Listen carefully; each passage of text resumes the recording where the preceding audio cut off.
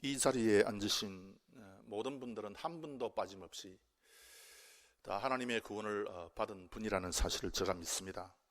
그래서 이제 구원이라고 할 때는요, 반드시 세 가지의 현상이 나타나야 됩니다. 불렀다 그랬습니다. 그래서 우리 하나님께서 불렀다고 했기 때문에 하나님의 음성을 듣는 그런 사람들이죠. 그 다음에 의롭다 했습니다. 그래서 참된 길, 전혀 허물어지지 않는 그 구원의 길을 향해서 달려가는 사람들입니다. 영화롭게 하셨다 그랬습니다. 그들을. 그래서 하나님께서 계속해서 우리에게 이 면류관을 세워주신다. 그 다음에 성령의 뜨거움을 주셔서 우리의 얼굴을 붉게 하신다.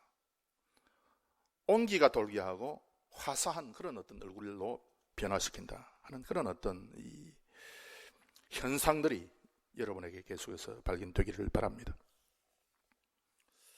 오늘 제가 여러분들에게 이제 말씀드리고자 하는 것은요, 구원받으면 천국으로 가는 것이고 천국의 면류관을 우리가 받는 것인데요. 그런데 그것으로서 모든 것이 다 된 것인가? 구원받아서 그러면 뭘 하겠다는 것인가? 오늘 아주 중요한 그 구원받은 사람에 대한 말씀을 발견할 수 있습니다.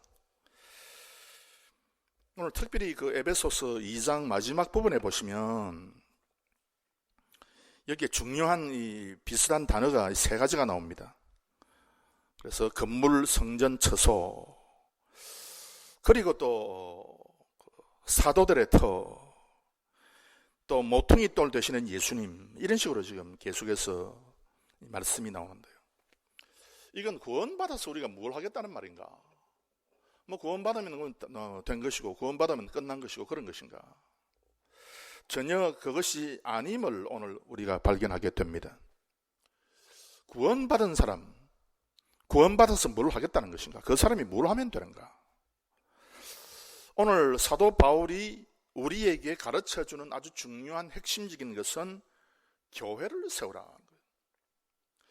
구원받은 사람은 반드시 교회를 세우는데, 그리고 이 하나님의 거하실 그 성전,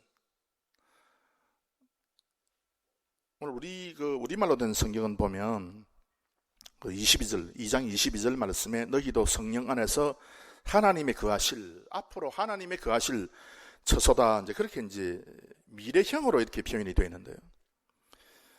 하나님의 거하시는 처소다, 그렇게 우리가 번역을 해야 됩니다.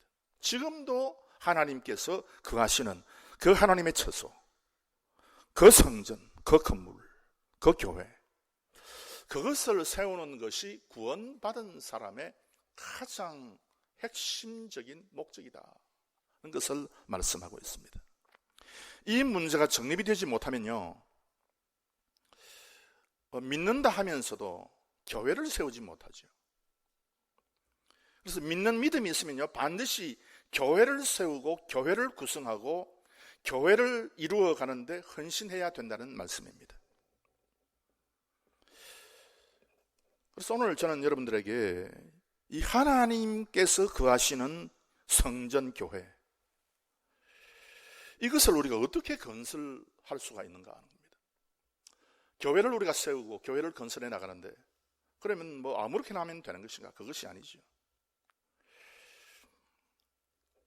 혹자들이 착각을 하는 경우가 많습니다.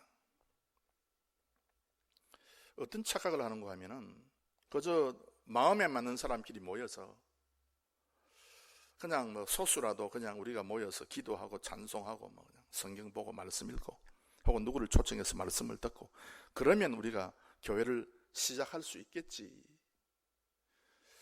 그렇게 생각합니다.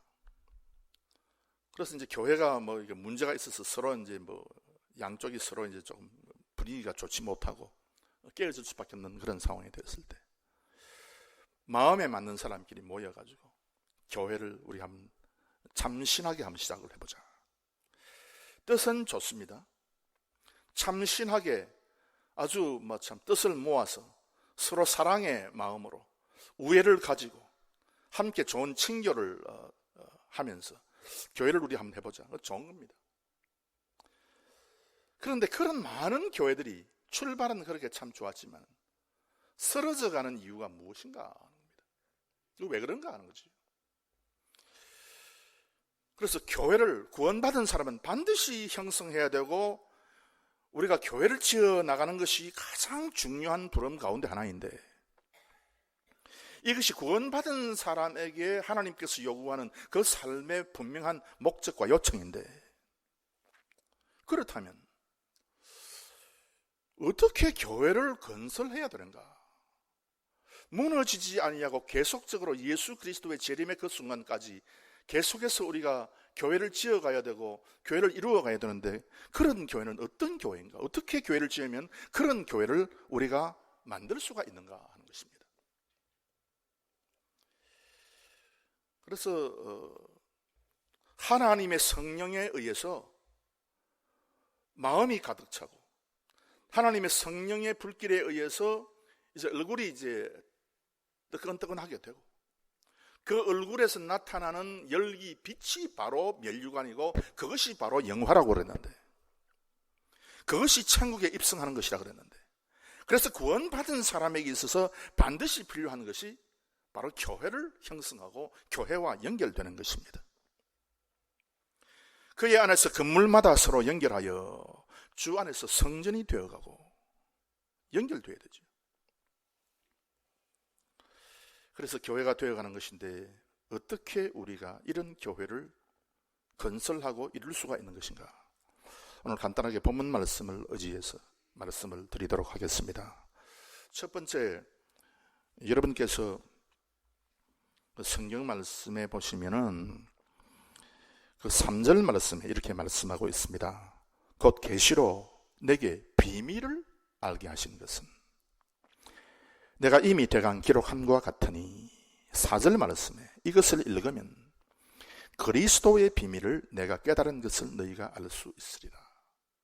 즉 바꾸어 말하면요, 우리가 교회를 건설하기 위해서는 반드시 그리스도의 비밀, 복음의 비밀을 알아야 된다는 겁니다.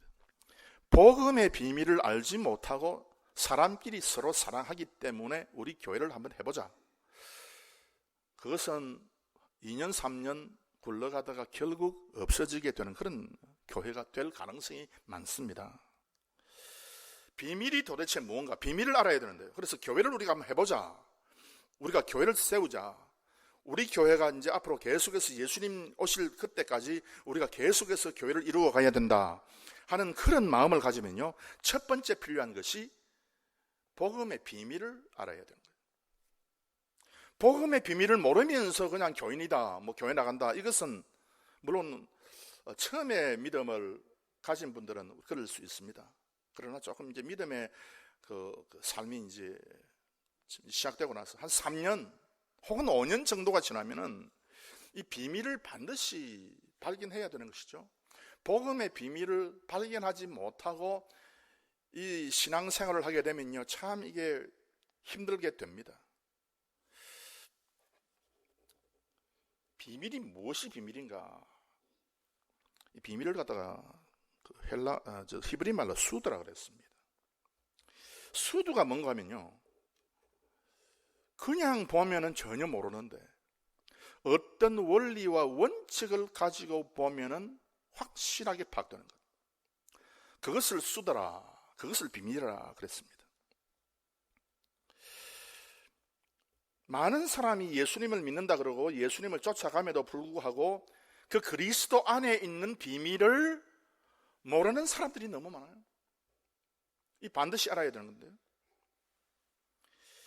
예수님께서 이렇게 말씀했습니다. 마가복음 4장 11절 말씀에 이르시되 하나님 나라의 비밀을 너희에게는 주었으나 외인에게는, 이방인에게는 모든 것을 비유로 하나니. 그래서 하나님께서 비밀을 주셨는데, 이 수드라고 하는 비밀을 주셨는데 일반 사람은 전혀 알지 못하는, 보이지가 않는 거예요. 그런데 하나님의 백성은 어떤 원리를 가지고 있을 때, 그것을 해석하는 코드를 가지고 있을 때 비밀이 풀리는 그런 의미에서 수드, 비밀을 우리에게 알게 했다 그 말입니다. 이 비밀은 만대와 만세로부터 오므로 감추었던 것인데 이제는 그의 성도들에게 나타났고, 즉 하나님을 믿는 성도들에게 이 비밀이 나타났다 그랬어요. 그래서 이 비밀이 어떤 방식으로 나타나는가 하면요, 마치 예를 들면은 그 군대에 비밀 문서처럼 그렇게 나타났어요. 적이 그 문서를 입수해가지고 읽으면 예를 들어서 뭐 지금 서울에 있는 우리 한국 군대 한 사단이 지금 뭐 인천으로 지금 가는구나, 그렇게 지금 읽히도록 그렇게 이제 문서가 되어 있어요. 그런데 진짜 우리 한국군 국방부 그 사단급에 있는 그 영관급들이 딱 그걸 보면은 이거는 지금 우리 한국 군대가 서울에 있으면서 지금 이건 지금 개성으로 올라가는구나. 어떤 비밀의 코드를 적용시키면요, 이 문서가 달리 보이는 거예요. 해석의 비밀 코드가 있는 것이죠. 그래서 마찬가지로 성경에도요, 일반 사람이 읽으면은 이게 무슨 말인지 모르게 돼 있어요. 그러나 내가 믿음의 비밀의 코드를 가지고 이 코드를 해석하는 어떤 코드 있지 않습니까? 암호 해독하는 그런 어떤 그것을 가지고 이것을 읽게 되면은 무엇이 비밀인가 하는 것이 보이게 된다 그 뜻입니다. 비밀이라 그러니까 여러분 긴장하고 들으시는데요, 편하게 듣기를 바랍니다. 이 비밀을 갖다가 뭐라고 이야기하고 있는 거냐면 그 4절 말씀에 이것을 읽으면 그리스도의 비밀을 내가 깨달은 것을 너희가 알 수 있으리라. 그리스도의 비밀이라고 그랬어요. 비밀은 비밀인데 무엇이 비밀인가 하면은 그리스도의 비밀이다, 즉 이 말씀의 비밀이다 그랬어요. 다른 사람들은 모르는, 오직 성도들만 믿고 알고 있는 그 코드가 뭔가 하면 이 말씀인데요, 이 말씀이 바로 비밀의 코드다, 비밀의 원리다 하는 겁니다. 이 말씀이 그래서 뭔가 하면, 그래서 여러분, 제가 여러분에게 말씀이라 그러면요, 그래서 이 말씀의 가장 근본적인 뜻으로 들어와야 돼요. 그래서 뭐 성경이 뭐 그냥 뭐 비밀이다, 뭐 말씀이 비밀이다 이렇게만 하고 넘어가면요, 이게 무슨 말인지 모르게 됩니다. 그러나 이 말씀이라고 할 때 이것이 말씀이 그래서 연결하는 것이구나, A하고 B 지점을 연결하는, 묶는 것이구나, 그렇게 우리가 파악하게 되면요, 이게 비밀이구나 하는 것을 우리가 발견하게 됩니다. 그래서 말씀이 무엇과 무엇을 연결짓고 함께 만나게 하는구나, 그것이 바로 비밀. 이건 일반 사람은 모르죠.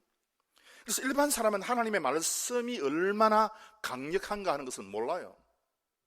그래서 우리가 하나님의 말씀을 읽고 이 말씀을 고백하고 이 말씀을 계속해서 암송하고 되뇌일 때 반드시 그와 같은 일들이, 현상들이 우리에게 직접적으로 구현되고 나타난다는 사실을 일반 사람은 몰라요. 그러나 성경은 처음부터 우리에게 하나님의 말씀이 계속해서 말씀하게 되면, 선포되게 되면 반드시 현상이 나타난다. 구체적인 사건이, 거기에 합당한 사건이 반드시 이 세상에 나타나게 된다는 것을 말씀하고 있습니다. 이것이 비밀이라는 거예요.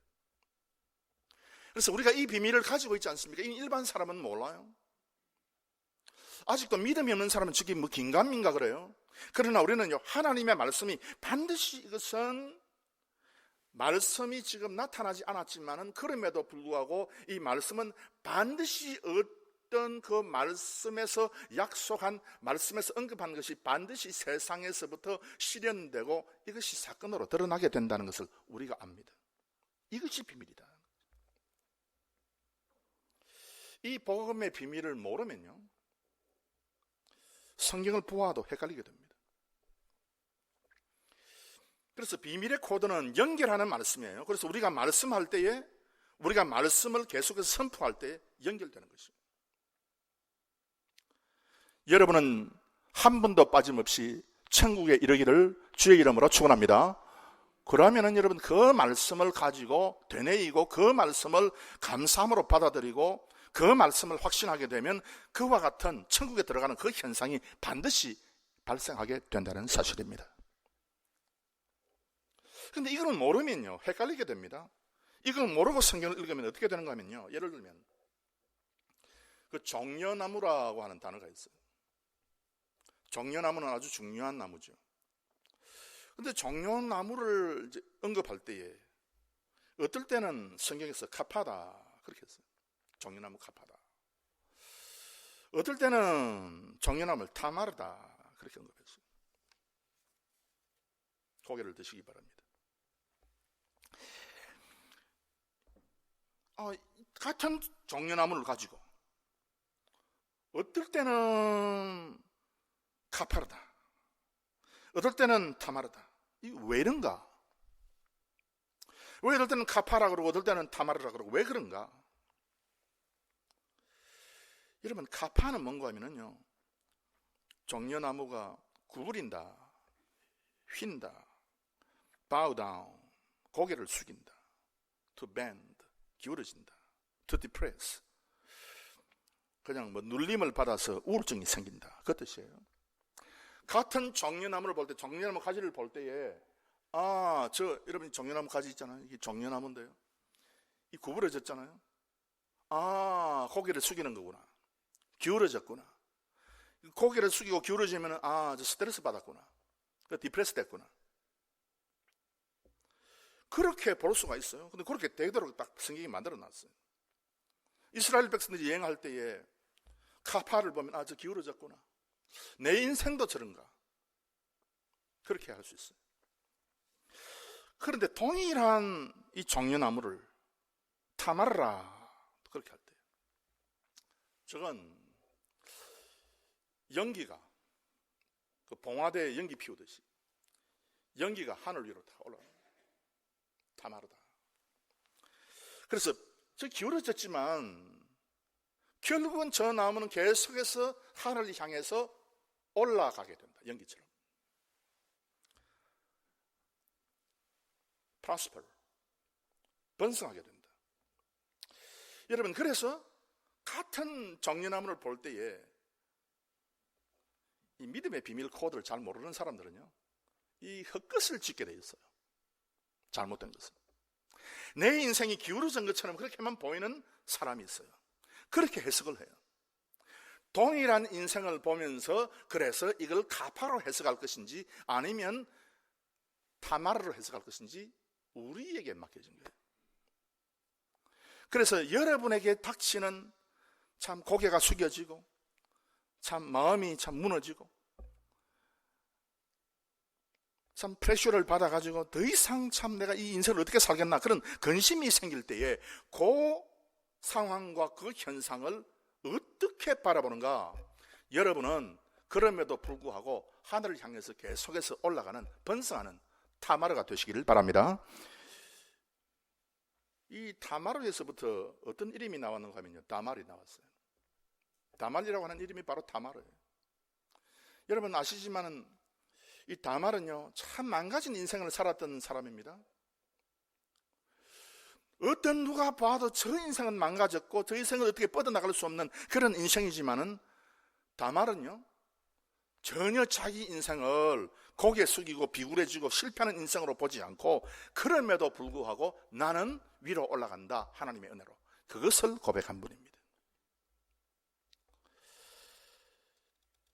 다말에 대해서 잘 모르시는 분은 그 창세기 38장을 보면 아시는데요, 마틴 루터조차도 도대체 어떻게 성경에 이런 어떤 참 도무지 이게 이해 안 되는, 도무지 어떤 설명도 할 수 없는 그런 어떤 일들이 기록이 되어 있어요. 그래서 이거 성경이라고 할 수 있을까 의심했던 사람도 있어요. 그 다말이 자기 시아버지와 더불어서 관계에서 애를 낳은 그거, 이렇게 부도덕한 그런 상황들이 설정되어 있지만 그럼에도 불구하고 결국 다말이요, 예수님의 족보에 올라가 있어요. 왜? 올라간다. 지금 여러분이 어떤 삶의 현상, 어떤 삶의 상황에 있다 할지라도 다말처럼 되기를 바랍니다. 그래서 이 비밀 코드를 해석할 수 있는, 비밀을 해석할 수 있는 코드가 없으면 이게 잘 안 보인다는 겁니다. 이 뭐 예수님의 그 구유에 누인 사건도 마찬가지죠. 예수님께서 그냥 뭐 좀 권세 있게 처음부터 이 세상에 오실 때 구름 타고 오셨으면 사람들이 많이 헷갈리지 않을 것인데, 괜히 예수님께서 구름 안 타고 그냥 목수의 아들로 오시고 그 구유에 그 누워가지고 많은 사람들로 하여금 헷갈리게 한다는 거예요. 그러나 여러분, 이 말씀을 보는 이 비밀의 하나님의 약속을 읽을 수 있는, 해석할 수 있는 코드가 있으면 문제가 되지 않는 것이죠. 그래서 성경은 이 비밀 코드로 이렇게 쭉 많이 기록을 하고 있기 때문에 괜히 잘못해가지고, 여러분 성경을 보면은 지뢰밭도 있어요. 뭐 전부 다 은혜로운 말씀인데, 우리에게는 지뢰밭도 은혜의 말씀인데 어떤 사람은 그 지뢰밭에 잘못 들어가가지고 사는 사람도 있어요. 아주 강력한 지뢰 하나를 소개하겠습니다. 저들이 나기도 전에, 저들이 나서 악이나 선을 행하기 전에, 이건 에서와 야곱을 이야기하는 것인데요, 하나님께서 이미 저들의 구원과 저들의 유기를 하나님께서 이미 결정을 해버렸다. 이게 지뢰입니다. 하나님의 말씀의 비밀 코드를 모르면요, 그 밭에 그냥 해지고 들어가서 밟아버리는 거지. 아, 밟았다. 때릴 수도 없고 계속 밟고 있기도 힘들고 결국 나중에 문제가 생기게 되고 결국 상처를 입게 되죠. 여러분, 우리가 지뢰밭을 지나갈 때 우리는 너무 간단해요. 어떻게 간단하냐? 하나님의 말씀의 비밀 코드가 어떻게 이것이 나에게 적용이 되느냐? 따라서 합시다. 나는 야곱족이다. 그러면 되는 거예요. 괜히 그걸 밟아가지고 야, 내가 야곱인가 내가 에서인가 고민하지 말라는 거예요. 이게 지뢰예요, 여러분. 그래서 하나님의 말씀을 가지고 고민하고 좌절하고 이 안 되니까, 삶이 안 되니까 이걸 가지고 고통하고 좌절하는 그런 사람들이 너무 많습니다. 그래서 여기에 비밀 코드를 가지고 있으면 그렇게 해버리면 되는데 괜히 자기가 지뢰 밟아가지고 지뢰 겁먹고 말이에요. 왜 그러냐는 거예요. 나는 야곱처럼 하나님 그냥 붙잡습니다. 야곱 있잖아. 야곱의 이름의 뜻이 붙잡는다네요. 나는 출신이 열등하고 나는 두 번째고 나는 상속권이 없다 할지라도 하나님, 나는 주님을 그냥 붙잡습니다. 난 주님을 줍니다. 그러면 되는 거예요. 주님을 쥐고 붙잡으면 되는데 왜 다른 어떤 괜히 그걸 밟아가지고 맞나 틀리나 왜 그러냐 하는 것이죠. 예수님께서 이 교회를 세운다고 내가 이 반석 위에 내 교회를 세우리니 음부의 권세가 이기지 못한다 해놓고요, 무슨 말씀을 하시는가 하면 음부의 권세, 즉 뭐 사탄의 능력 혹은 사탄의 방해 혹은 좋지 못한 세력들이 교회를 방해하는 것, 뭐 그런 것에 대해서 예수님께서 말씀하면서 음부의 권세가 이기지 못한다 그렇게 해놓고요, 그 뒤에 마태복음 16장 19절에 무슨 말씀을 하시고 있는가 하면 내가 천국 열쇠를 내게 주리니 내가 땅에서 무엇이든지 매면 하늘에서도 매일 것이요, 내가 땅에서 무엇이든지 풀면 하늘에서도 풀리리라 그랬어요. 즉 뭔가 하면은 사탄의 권세가 뭐 교회에 뭐 휘젓고 다니는데, 아, 예수님 이거 어떻게 하면 됩니까? 고민하고 염려하고 좌절하지 말라는 거예요. 뭘 하면 된다? 네?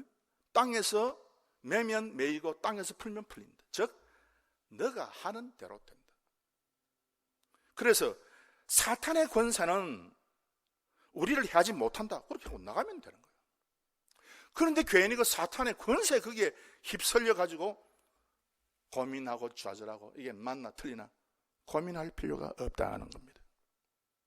그래서 이것이 비밀의 코드이기 때문에 사랑하는 성도 여러분들은 야곱처럼 반드시 하나님의 말씀을 붙잡고 승리하는 주의 백성들이 되시기를 바랍니다. 두 번째 구원받은 사람, 내 구원받았다. 할렐루야. 하나님 감사합니다. 다 됐습니다. 그래서 내가 구원받았기 때문에 아마 아무렇게나 적당히 삽니다. 뭐 그런 사람은 사실은 아직도 하나님의 말씀을 제대로 알지 못하는 사람이지요. 이 구원받은 사람은 반드시 교회를 건설하고 교회를 이루어 가야 되는데 어떻게 교회를 건설할 것인가, 이루어 갈 것인가. 두 번째는 그 8절 말씀에 이렇게 말씀하고 있습니다. 우리 8절 다 함께 읽겠습니다. 시작. 모든 성도 중에 지극히 작은 자보다 더 작은 나에게 이 은혜를 주신 것은 청량할 수 없는 그리스도의 풍성을 이방인에게 전하게 하시고. 두 번째는 그리스도의 풍성함을 알아야 됩니다. 이방인에게 그리스도의 풍성함을 전한다 그랬는데요, 자기는 지금 가난한데 어떻게 예수님의 그 풍성함을 전할 것인가, 그 말입니다. 도대체 이 풍성이라고 하는 것이 무언가? 여러분, 지금 간단하게 이제 여러분에게 질문 한번 해보면요, 여러분 풍성하십니까? 아니면 조금 가난하십니까? 물어보면요, 야, 진짜 내가 풍성하냐? 아니면 내가 조금 가난한 구석도 있다. 아직도 내 집 살림이 아직도 일어서지 못하고, 아직도 내가 받는 그런 돈이 참 충분히 못하고 그렇다. 뭐 그렇게 생각할 사람이 혹시 있을 수 있습니다. 근데 그건요, 여러분, 그리스도인의 생각하고 완전히 반대되는 생각이에요. 여러분, 가난합니까? 풍성합니까? 진짜죠? 예, 풍성하다. 육에 속한 사람은요, 어떤 원리를 가지고 있는가 하면은 육에서부터 출발해서 평가하는 사람이에요. 즉, 육에 속한 사람은요, 물질을 먼저 보고 평가하고 판단합니다. 이게 육의 사람의 특징이죠. 아, 내가 지금 물질을 가지고 있다. 내 금을 가지고 있다. 보석을 가지고 있다.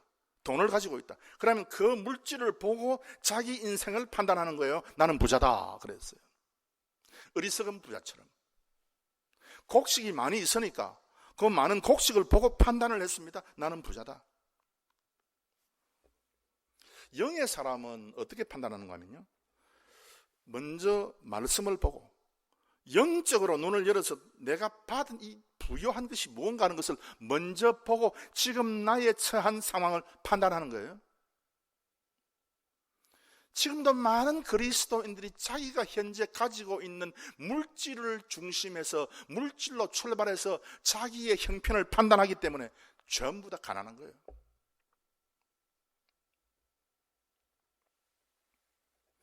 풍성하다는 말, to become rich, 부자가 된다. to be wealthy, 부유하다. to be opulent, 너무 많다. 너무 쌓이고 쌓였다. 풍성하다. 그런데요, 이 풍성이라는 말이 이제 그래서 샤바라고 하는데, 근데 이 뭘 지금 이야기하다는 말인가? 풍성이라고 하는 말은, 이 샤바라고 하는 말은요, to ask for help, 도움을 간구하다. to cry for help, 도움을 받기 위해서 소리친다. 저기 무슨 말이냐? 참 믿음의 사람은요, 내가 풍성하고 안 받고를 어디에 기준을 두는가 하면은 내가 하나님께 부르짖는 것에 기준을 두는 거예요. 이것이 다른 거예요. 사랑하는 성도 여러분, 이 자리에 아직도 육에 매여 있는 사람이 혹시 있으면요, 만약에 육에 매여 있는 사람이 있으면은 평생 그런 사람은 우리 가운데 아무도 없길 바라지만 내가 풍성하다는 것을 절대로 느끼지 못합니다. 절대로 풍성하지 않습니다. 여러분, 사도 바울이 자기 자신을 가르쳐서 나는 부유하다 그랬어요. 나는 풍성하다 그랬어요. 사도 바울이 이 말씀을 기록할 때에 지금 감옥 속에서 기록했거든요. 감옥 속에서 나는 풍성하다, 지금 그 이야기를 지금 한 겁니다. 그럼 무엇이냐? 감옥 속에서 풍성하다고 하는 이해가 도대체 뭐냐? 자기의 기도와 간구가 반드시 어떤 능력과 하나님의 구체적이며 분명한 응답으로 역사적인 사건으로 나타날 것을 믿었어요. 또 있습니다. 성경 뭐 엄청 많이 있죠. 뭐 예를 들면 수없이 많이 들 수 있습니다. 하나님께서 엘리야 선지자에게 너는 3년 6개월 동안 이스라엘 땅에 비가 오지 않는다 선포하고 너는 그리스 시내가로 가라. 도피해라. 그래서 아합 왕의 눈을 피해서 도망가라. 그런데 이 그리스는요, 그리스 시내가 그 뜻은 뭔가 하면은 물이 잘 흐르지 않는 이라는 뜻이에요. 비가 오면 물이 좀 흐르고 비가 안 오면 말라버리고 하는 그런 아주 작은 개울을 그리시라 그러는데, 그래서 거기는 풀이 잘 생산이 안 되고 먹을 것이 별로 없는 것이죠. 마른 때가 많으니까. 그래서 이 그리스 시내가를 딱 보면, 육신적인 눈을 가지고 딱 보면요, 먹을 것도 없고, 왜 그 먹을 것도 없는 거기에 이 엘리야 선지자를 보내시는가 하나님께서. 그런데 이 그릿이라고 하는 말은요, 무슨 뜻이 있는가 하면은 to purchase예요. 구입하다는 뜻이죠. 물건을 산다는 뜻입니다. to invite for a feast. 잔치에 초대하는 거예요. 아니, 사람의 눈을 떠서 보면은 뭐 잔치가 아니라 아무것도 없는데 그걸 가지고 하나님께서 거기 가면은 된다, 거기 가라. 만약에 엘리야 선지자가 육신적인 눈만 가지고 있었다면 그쪽으로 갔겠어요? 하나님, 세상 사람들이 다 피하는 곳이 그리스입니다. 그런데 안 그래도 지금 3년 6개월 동안 비가 안 오는데 내가 그 비 안 오는데 거기 가가지고 어떻게 하면 됩니까? 그러나 하나님은요, 그리스라고 하는 것은 인간적인 눈에는 그것이 아주 황량한 곳이지만은 하나님의 눈에는 잔치 초대하는 집이다. 잔치 초대하는 집에 가라는 거예요. 하나님의 역사예요. 그래서 사람은요, 이 육신적인 눈에 의해서 보면은 아무것도 제대로 보이는 것이 없습니다. 지금 여러분 금이 없다고 뭐 안절부절 좌절할 필요가 없습니다. 지금 여러분 사업 잘 안 된다고 뭐 고민할 필요 없습니다. 지금 사업이 잘 안 되는 이 그리스네가 같은 이 물이 메말라가는 이와 같은 것을 보면서 안타까워할 필요가 없습니다. 그것을 하나님께서 잔치집으로 초대하다고 바꾸면 되는 거예요. 바꾸면. 근데 왜 그걸 안 하느냐는 거죠. 그래서 우리는 함족처럼 푸른 들판이 있어야만 만족하는, 그래서 들판을 차지하는 함족처럼 그렇게 살면 안 됩니다. 야배족속처럼 뭐 편한 데 찾아가지고 해변길로 다니고 그래서는 안 됩니다. 우리는요, 힘들어도 우리는 샘족 아닙니까? 하나님 앞에 제사를 하기 위해서 제사하는 자리가 어디냐, 가장 합당한 자리가 어디냐, 그걸 찾아다녀야 돼요. 그러면 하나님께서 다 공급해 주시죠.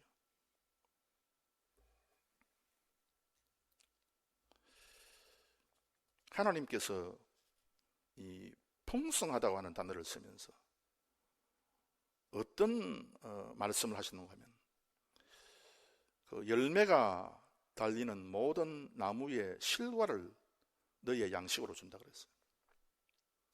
그걸 이제 시카라 그러거든요.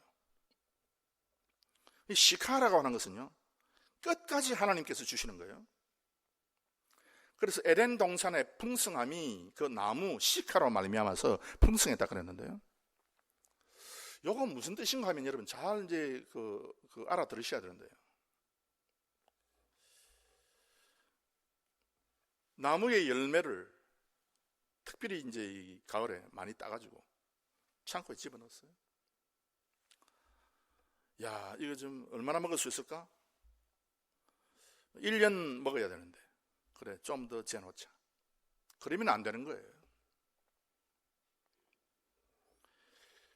내년 3월까지만 넣어놓자. 그래야 되는 거예요. 왜? 3월 때 되면 또 나니까, 시가에서. 어리석은 부자가 창고에 먹을 것을 수년 먹을 것을 재놨다 그랬어요. 이건 하나님의 뜻이 아니죠. 물론 하나님께서 그렇게 풍요롭게 채워주실 수 있습니다만요. 그래서 내년에 또 나는 거예요. 또 열매가 생기고 또 창고에 들어놓을 수 있는 겁니다. 그 후년 3월까지 필요한 것이. 여러분 물어봅시다. 여러분 슈퍼마켓 가서 쌀을 사실 때에 뉴코드, 새 쌀, 햅쌀을 여러분은 삽니까? 아니면 묵은 쌀? 미국에 묵은 쌀 뭐 구하기도 힘들지만 어떤 거는 묵은 쌀이 있잖아. 여러분은 어떤 것을 찾아다닙니까? 햅쌀 찾아다니잖아. 그런데 묵은 쌀을 좋아하는 사람은 어디 있어? 그런데 자기 집에는 묵은 것을 넣어놓는 거야. 자기 집에는. 그래서 뭐 다니면서 야 뭐 저 열매 이 열매 다 따가지고 여러분 집에 1년 2년 재놓으면요 그것에서부터 쥐가 생기고 다람쥐가 왔다 갔다 그렇게 된다 그 말입니다.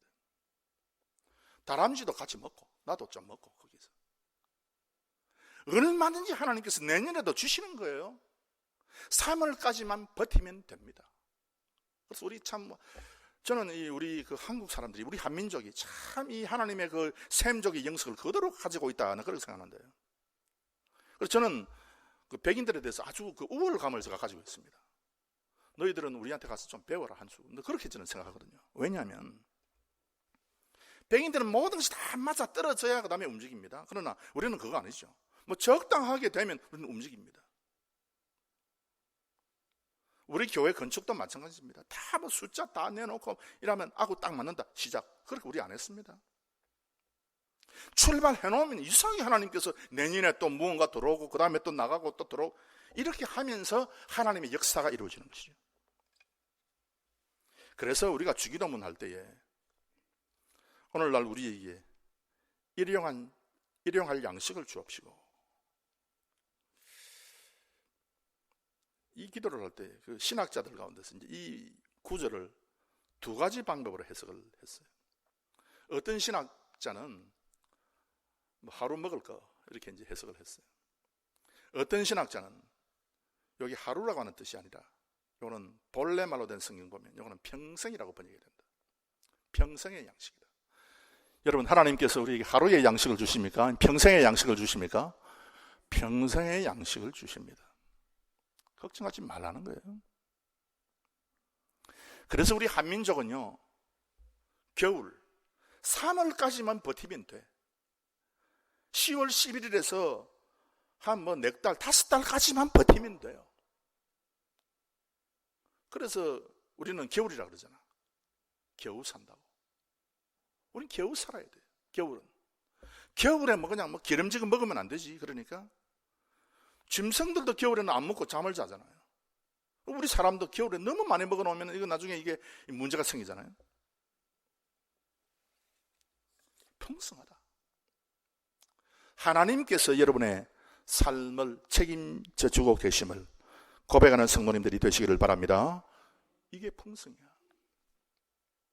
풍성해. 집 없는 분 뭐 집 가지려고 걱정하지 마세요. 그거 뭐 걱정할 필요 없어요. 네. 저 뭐 집도 가져보고 뭐 좋은 집에서도 살아보고 뭐 온갖 거 다 했지만요. 저는 뭐 벤츠 안 타본 줄 알아요. 저는 벤츠도 타보고 BMW 다 타봤어요. 그러나 여러분 지금 제가 사는 아파트가 가장 편해요. 여러분 우리 아파트는요 여러분 그 앞에 우리 집 들어가는 입구에 항상 경찰이 스테이트 폴리스가 대기하고 있어요. 항상 권총 차고 얼마나 안전한 집인지 모릅니다. 한 번씩 출장을 가서 그렇지 그분이 한 번씩 페트롤 다니거든요. 너무너무 안전해요. 너무너무 좋은 거예요. 그래서 여러분 너무 뭐 지금 없다고 걱정하지 말고 고민하지 말고 3월까지만 버티시는 우리 성도님들이 되시기를 바랍니다. 마지막 세 번째 구원받은 사람은요 교회를 세워야 돼요. 그래서 이제 우리 자녀들에게 무엇을 가르쳐야 되는가 하면요 너희들 진짜 구원받았냐? 진짜 예수님 믿냐? 그러면 교회를 세우라 그 말이에요. 교회도 못 세우면서 무슨 구원을 받기는 봐라. 교회를 세울 수 있어야지. 그래서 나는 교회의 한 멤버로서 나는 뭐 의자가 되겠다. 나는 기둥이 되겠다. 나는 뭐 강대상이 되겠다. 영적인 의미에서 그런 몫을 감당을 해야 되는 거예요. 그래야 진짜 믿음이 생기죠. 그렇지 않고 교회를 세우는 것이 없이, 교회를 형성하고 건설하는 것이 없이 그냥 교회 왔다 갔다 하면요, 여러분, 그 진짜 참 멤버가 아닙니다. 우리는 지금 영적 교회를 지금 건설해 나가고 있는데요, 저 서울에 있는 유명한 교회, 큰 교회에서 한 번씩 미국이나 캐나다 방문하는 분들은 저를 만나면, 야, 저는 서울의 S교회 참 집사인데요. 그렇습니까? 아주 훌륭한 교회 다니십니다. 그러고 말아야지. 또 자랑을 늘어놓으면 저는 반드시 묻습니다. 그 큰 교회일 것 같으면은 반드시 코어 멤버, 교회를 구성하고 교회를 건축해 나가고 영적인 의미에서 교회를 계속해서 이끌어 나가는, 이루어 나가는 그와 같은 핵심 그룹에 집사님이 속했습니까? 저는 반드시 물어요. 아니면 그냥 집사라고 하는 이름을 갖고 왔다 갔다 하느냐, 그걸 제가 묻는 거죠.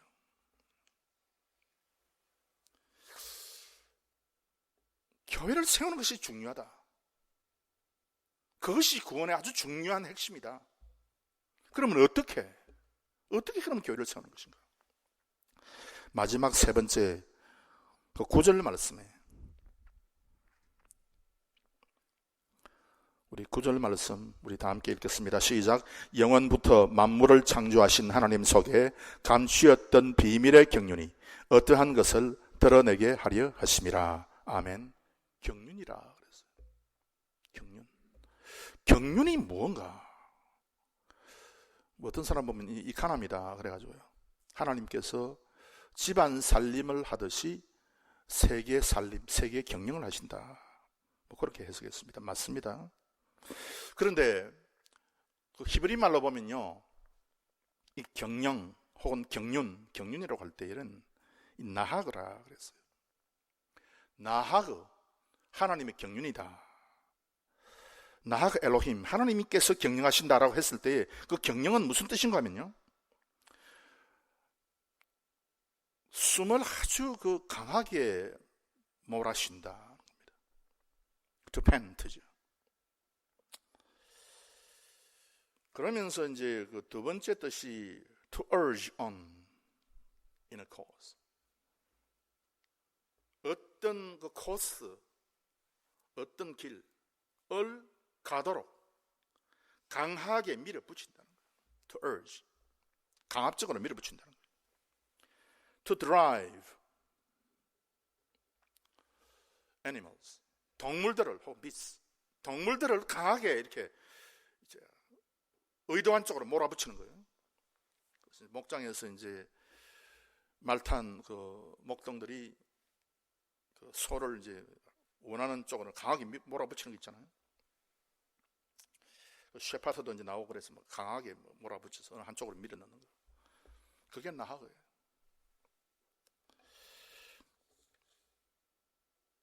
하나님께서 강하게 밀어붙인다는 뜻입니다. 하나님께서 그 비밀, 하나님께서 작정하고 있는 사람들이 모르는 참 선택받은 사람에게만 하나님께서 계시한 그 하나님의 영원한 그 뜻에 작정된 그것을 하나님께서 완성하기 위해서 강하게 밀어붙이는 거예요. 여러분, 이 만년 이등이었던 야곱이 부자가 되도록 하나님께서요, 어떻게 했습니까? 강압적으로 강하게 밀어붙인 거예요. 하나님께서. 하나님, 도대체 이거 어떻게 해야 내 집이 이렇게 세워질지 모릅니다. 그냥 노동살이 품삯 받아가지고 다 먹고 치우고 남는 거 하나도 없고, 이 하나님 내가 이게 잡아서 하나님의 축복 내가 쥐고 있는데 어떻게 하면 하나님 이게 내가 좀 일어설 수 있습니까? 여러분 지금 상황이 일어설 수 있는 상황입니까, 여러분? 아니잖아요. 하나님께서 야곱에게 이야기했습니다. 나는 너가 축복의 권세를 붙잡은 그 믿음으로 말미암아 너를 강하게 밀어붙인다는 거예요. 축복으로. 어떻게 지금 아무것도 없는데, 뭐 투자할 돈이 있나, 뭐 밭이 있나, 논이 아무것도 없는데 어떻게 해요, 하나님? 나무 가지를 꺾으면 된다. 얼기설기 엮으면 된다. 얼룩덜룩한 것이 짐승에게 보이도록 그렇게 짐승의 여물통 앞에 놓아라. 그러면 된다. 이건 뭔지 아십니까, 여러분? 여러분 오늘 집에 가서 뭐 나무 꺾다가 여러분 여물통에 돌 수 있지만 이건 뭘 의미하는가 하면요, 너가 진짜 하나님께서 이상한 방법으로도 축복해 줄 수 있는 분임을 믿으면 그대로 되리라. 믿습니까, 여러분? 그러면 된다는 거예요. 이스라엘 백성들이 홍해를 빠져나올 때 하나님께서 강하게 강제적으로 밀어붙였어요. 그래서 홍해 바닷물이 갈라진 거예요. 그래서 나왔어요. 비밀의 경륜이라고 하는 것은 하나님의 백성들이 잘 되도록, 끝까지 구원을 완수하도록, 끝까지 새 하늘과 새 땅에 도착하도록, 새 예루살렘에 반드시 입성하도록 강제적으로 강압적으로 밀어붙이는 하나님의 일을 가르쳐서 경륜이라. 이 하나님의 비밀의 경륜이 여러분에게 충만히 임하시기를 주의 이름으로 축원합니다. 그래서 하나님은요, 택한 백성들이 반드시 그 고토, 본토로 돌아오도록 강제로 밀어붙입니다. 그것이 하나님의 경륜이에요. 왜? 그 예배하는 자리가 그거니까. 그래서 하나님께서 하나님의 백성이 예배하는 그 자리에, 그 고토에 돌아오도록 하는 그것을 방해하는 모든 민족을 하나님께 전부 다 처단해 버렸습니다. 우리가 예배하러 오는데, 이것이 우리의 목적인데, 우리가 예배하러 오는 그설 방해하는 모든 세력을 우리 하나님께서 처단한다는 거예요.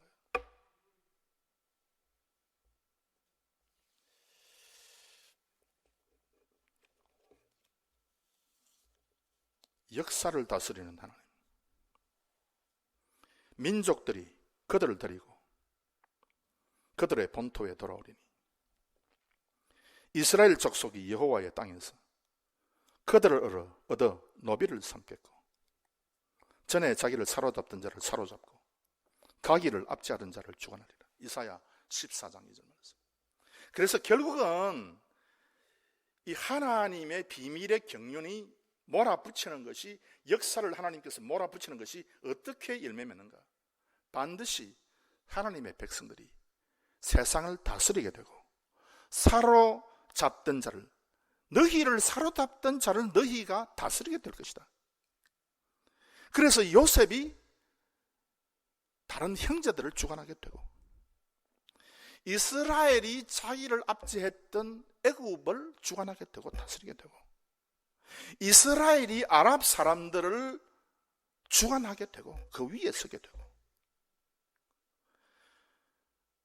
핍박받았던 로마 제국을 초대교회가 압제하게 되고, 그렇게 된다, 세상이. 하나님 어떻게 해요?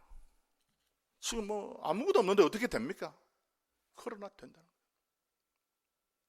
여러분이 세상을 정복하는 여러분의 아들과 여러분의 후대가 세상을 정복하게 되기를 바랍니다. 마지막으로요, 제가 지난주에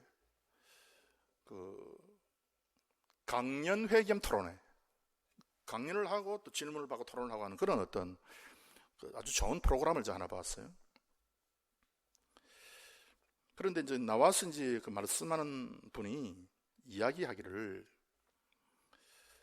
지금 세계가 저성장 시대에 돌입을 했다 그랬어요. 저성장 시대. 그래서 한국 같으면은 한 30년, 40년 동안 매년 7% 정도 경제가 성장이 됐다. 그래서 한국이 아주 급속도로 잖아요. 지금 중국이 아주 급속도로 하다가 그다음에 지금 이제 뭐 좀 잘 안 되고 있다는 것이고요. 그래서 지금 세계가 저성장 시대에 돌입했다. 이유가 뭔가 하면 핸드폰을 이제 만들어가지고 이제 다 이제 팔았는데, 뭐 세계인은 모든 거의 대부분의 사람들이 다 뭐 살만한 사람은 다 핸드폰을 다 가지고 있다. 그래서 만들어내도 더 이상 잘 팔리지 않는다는 거죠. 자동차도 마찬가지로 세계에 있는 모든 자동차의 30%가 지금 재고로 창고에 쌓여 있다. 그래서 지금 기업들에서 물건을 만들어내도 좀 체일대로 채여가지고 지금 안 된다는 것이죠. 그래서 가장 문제가 있는 나라가 어딘가? 터키다. 두 번째 그리스다. 세 번째 이탈리아다. 쭉 하면서 한국은 뭐겠느냐? 한국은 다섯 번째다. 그래서 한국 지금 경제가 어렵고 힘들고 잘 안 된다. 안 돌아간다. 그랬어요. 그럼 답은 뭐냐? 스웨덴을 본받아라. 스웨덴은 아주 지금 잘 굴러가고 있다. 그러면서 하는 이야기가 스웨덴 사람들은 잘하고 있기 때문에 그걸 본받아야 된다고 이야기하면서 국민들은 허리띠를 졸라매야 되고 정치가들은 정치를 잘해야 되고 그런 얘기를 하더라고요. 전혀 대책이 없는 해답을 내놓고 있습니다. 나 그 강연을 들으면서 모든 청년들이, 직업이 없는 청년들이 거기 많이 앉아가지고 절망하고 낭망하는 거예요.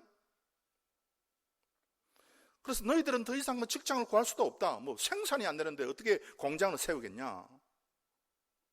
그냥 너희들은 이제 검소하게 살 수밖에 없다 하는 그런 이야기를 들으면서 이게 난감해하지 않는 사람이 어디에 있습니까, 여러분? 왜 그런 식으로 국민들을 죽이는 거예요? 정신을. 여러분, 그래서 전혀 그분은 해답을 모르고 있어요. 해답은 너무너무 간단합니다. 우리는 한다. 우리는 지뢰 밟지 않고 우리는 그대로 한다. 우리는 타마르다. 우리는 반드시 위로 올라간다. 그렇게 하면 올라가는 거예요. 그렇게 하면 올라가는데 왜 국민들에게 그 이야기는 하나님께서 처방한 그 이야기. 이게 비밀이, 그래서 비밀이라는 거예요, 이게. 그래서 비밀이야. 왜? 불신자의 눈에는 안 보이니까, 전혀 볼 수가 없다는 거예요. 그래서 지금 여러분이 가지고 있는 그 고민들, 그리고 그냥 좀 식자층에서 이야기하는, 좀 배웠다는 사람, 책을 좀 읽었다는 사람들에서 이야기하는 그 이야기에 귀를 기울이면요, 여러분 안 되게 돼 있어요. 예. 여러분, 한국이 60년대부터 7%씩 이상 고도 성장할 때에 뭐가 있어서 성장했습니까? 무엇 때문에 성장했느냐? 하나님께서 밀어붙인 줄로 믿습니다. 교회가 있기 때문에. 성교의 책임을 져야 되는 교회가 한국 땅에 있기 때문에 하나님께서 밀어붙인 거예요. 그 불가능하다고 하는 사람들이 모여있는 그 사람들. 그래서 말씀을 맺도록 하겠습니다. 우리는 그래서 교회가 너무 중요하고요. 그래서 이제 교회를 반드시 세워나가야 됩니다. 그래서 교회 적당하게 여러분 신앙생활 하지 마시고요. 나의 힘으로 진짜 교회를 세운다, 이루어 나간다는 그런 어떤 각오를 가지고 신앙생활을 하셔야 됩니다. 우리 자녀들에게도 그것을 가르쳐야 됩니다. 그래서 우리가 교회를 세울 때 그냥 사랑이다, 그냥 우리가 친교다, 말씀 우리가 좀 배우자, 그것도 물론 좋지만은 가장 중요한 것은 첫 번째 뭐냐? 비밀을 파악해야 돼요. 비밀 코드를 파악해야 돼요. 두 번째 뭐냐? 풍성한 하나님을 알아야 돼요. 세 번째 뭐냐? 하나님께서 밀어붙여 주셔가지고 전혀 안 될 것 같은데도 되는 하나님의 능력. 이것을 우리가 알고 있을 때에 반드시 교회가 승리한다. 그래서 끝까지 천성문에 들어가시는 우리 성도님들이 되시기를 주의 이름으로 축원합니다.